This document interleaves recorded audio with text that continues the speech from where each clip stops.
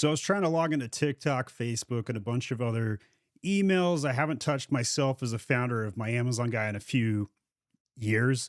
And so I'm trying to log in and load some content. And I just came up with this really cool thing that I think would be valuable for you guys to know about if you also are using group emails, but you're not currently on them and you're wondering, how do I get that stupid OTP code that got emailed to me? So here's what you do. You go into G Suite, groups.google.com, and you can type in the group email here. So for us, it was social at my Amazon guy. And in here, I clicked it and I got my TikTok verification code right there. So I logged in, was able to do it, and super easy, as simple as that. We did this in less than 10 seconds. For those that haven't logged into a group email, maybe you don't have yourself assigned to the group email, maybe it's not getting to you for some reason.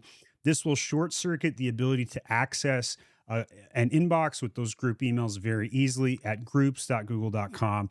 And you can come in here and see all of the emails that have historically been sent. So maybe you want to go in and look at an old email that was sent to the group email, but you weren't in as a member, and now you got to go back in and check it. So just super easy to do that. Everybody's going to need this. Anybody that runs a business with more than 10 employees has some sort of group email set up in G Suite. So, and by the way, G Suite is the best email provider for a business, in my opinion.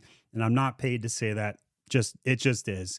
I like how easy it is to set up an inbox. I like how easy it is to transfer all the data, management, assign user roles, and the speed at which you can do all these things without being technical.